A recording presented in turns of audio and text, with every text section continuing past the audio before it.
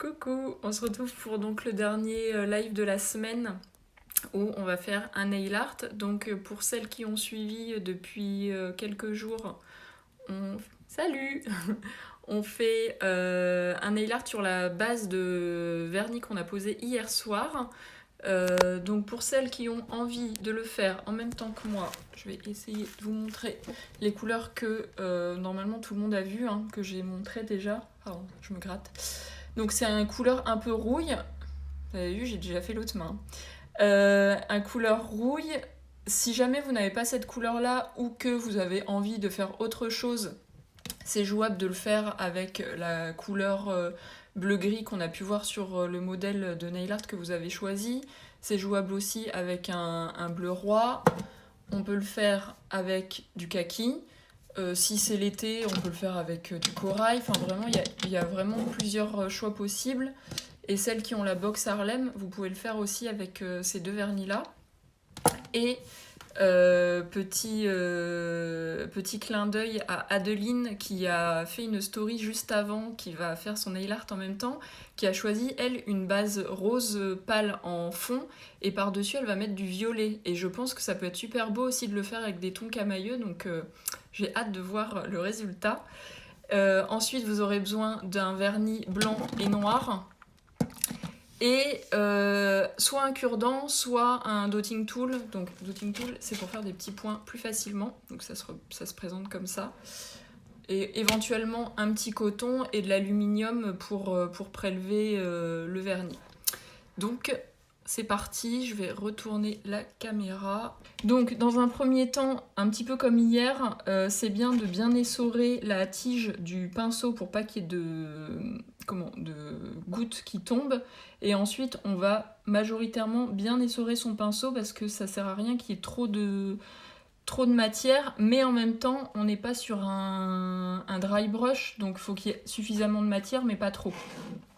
Donc, moi, je commence toujours par le petit doigt, comme vous avez pu le voir depuis le début des lives. Et donc, on va d'abord faire une première trace sur l'ongle, vraiment complètement aléatoirement. Vous pouvez en fait plus ou moins aplatir votre pinceau pour qu'il y ait une forme différente. Vous voyez, je vous montre. Je vais peut-être zoomer aussi pour que vous puissiez bien voir. Et sur chaque doigt, on va faire des formes différentes. Donc à chaque fois, je reprends du vernis, mais j'essore bien mon pinceau. Donc là, comme ma trace, elle part plutôt sur l'extérieur, sur le doigt suivant, je vais la faire partir dans l'autre sens et puis avec des formes un peu différentes. Donc vous voyez, j'aplatis et vers la fin, je relâche pour avoir une trace différente. Si jamais ça va trop vite, pour celles qui le font en même temps que moi, vous me le dites, hein. Après, vous adaptez aussi en fonction de la taille de vos ongles, puisque moi, par exemple, le majeur, j'aime bien. Je pense que je vais faire 2 traces parce qu'il est un peu plus large. Donc, si vous avez des grands ongles, vous pouvez faire double trace sur les ongles. Alors, comment on va faire ? On va faire un petit arrondi, hop, comme ça. Coucou à celle qui arrive.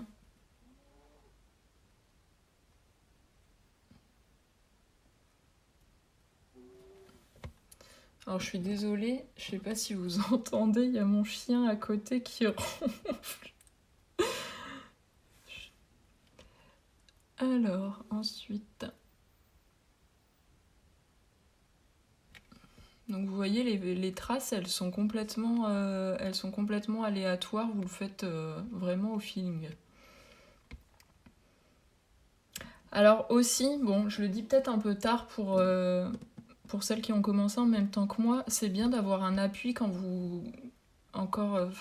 celles qui regardent les lives, elles vont se dire, elles répètent tout le temps la même chose, mais d'avoir un appui, c'est-à-dire que votre main sur laquelle que vous vernissez, elle soit appuyée, mais que la main qui travaille, elle soit aussi en appui sur la table pour que vous puissiez faire des gestes plus précis. Et donc quand on fait le pouce, c'est pareil. Soit vous passez votre main sous la table et donc votre pouce il est au-dessus de la table, comme ça vous avez une prise.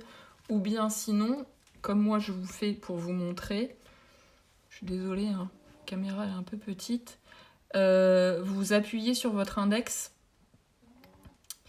et la main qui travaille, elle va s'appuyer sur votre main. Je vais dézoomer pour que vous puissiez voir. Alors, je remontre avec mon vernis.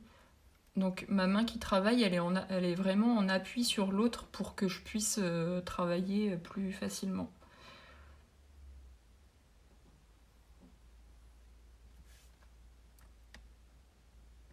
Et donc les effets, ils se font en fonction d'un appui plus ou moins fort sur le pinceau. Donc voilà, la première étape, elle est déjà faite. Donc après, pour avoir un peu une profondeur, on va dire, dans le nail art, moi je vais faire des petits points noirs dessus. Et après, on va faire un petit peu des petits points blancs, ce qui va permettre finalement d'avoir un effet de douceur un petit peu sur le nail art. Alors, donc, ce que je vous disais, soit... Comment s'appelle ce petit ronfleur? On voudrait le voir, s'il te plaît. Elle s'appelle Ounia. Alors, attendez, je vais vous montrer.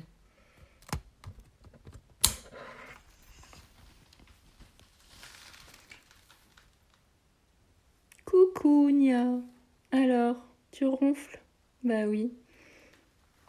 Donc, Ounia qui veut dire ongle en espagnol, parce que oui, je suis une fan inconditionnelle d'ongles, jusqu'à appeler mon chien ongle.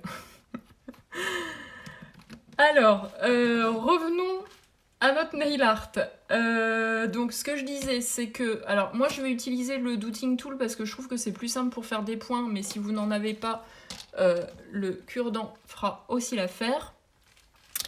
Donc soit vous prélevez de la matière directement sur le pinceau, en tapotant comme ça, ou bien si vous voulez que ça soit plus simple, on prend une petite feuille d'aluminium.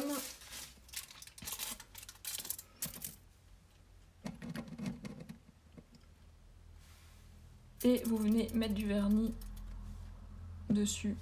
Comme ça, après, vous n'avez pas besoin à chaque fois de ressortir le pinceau du vernis et puis vous pouvez y aller directement. Donc, on prend du noir.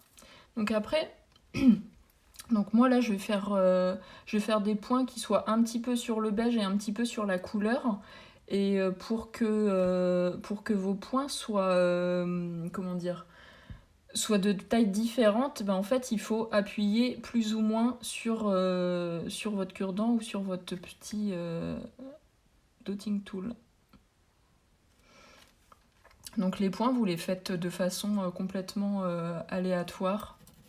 Vous pouvez prendre du recul après en vous disant c'est bien, c'est beau, c'est pas beau. Est-ce que j'en fais plus? Bah je sais pas, donc je vais passer au doigt suivant.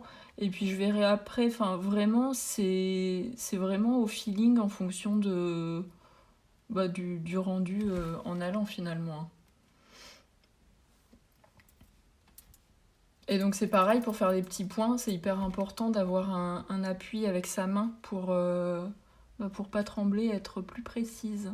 Et donc les petits points c'est pareil, vous voyez, je les fais pas tous au même endroit. Là ils sont un peu au milieu, là ils sont un petit peu sur l'extérieur, du coup là je me dis je vais les faire un petit peu vers l'intérieur de la main.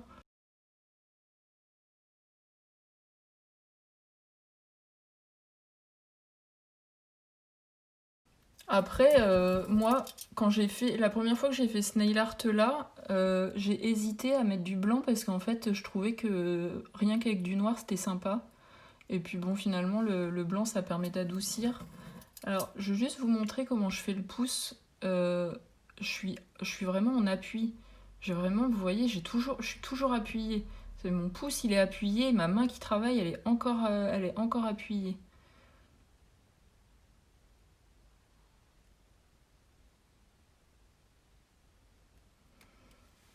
Bon, Adeline qui fait le live en direct, est-ce que tu t'en sors? En plus, je te demande d'écrire en même temps de travailler. Hop, donc voilà pour le noir.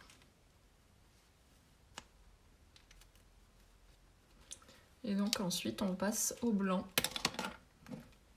Donc vous voyez c'est très rapide et c'est très facile et ça vous permet, je vous montre quand même le résultat, ça roule nickel.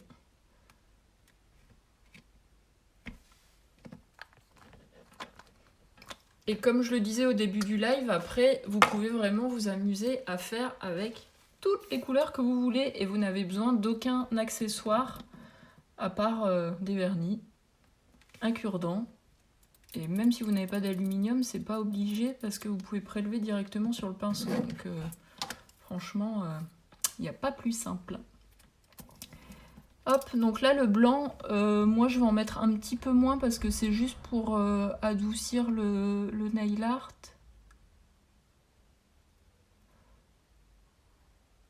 Et donc je vais le mettre plus ou moins en opposé par rapport au noir.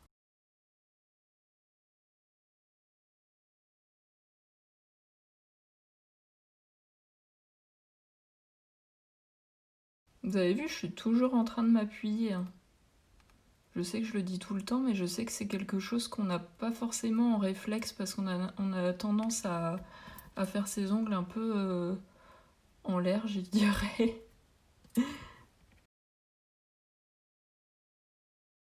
Là, par exemple, vous voyez, sur ce doigt-là, je trouve que là, la tache, elle est trop marquée, donc je vais venir mettre du blanc sur la tache. C'est vrai qu'il faut un peu avoir l'œil, mais il suffit de prendre du recul et après vous vous dites bah, c'est mieux comme ci, c'est mieux comme ça. Et donc on finit par le pouce. Et je me dis que c'est trop triste parce que on a déjà fini. Et que les lives ils vont être terminés, il n'y en a plus après. Donc voilà.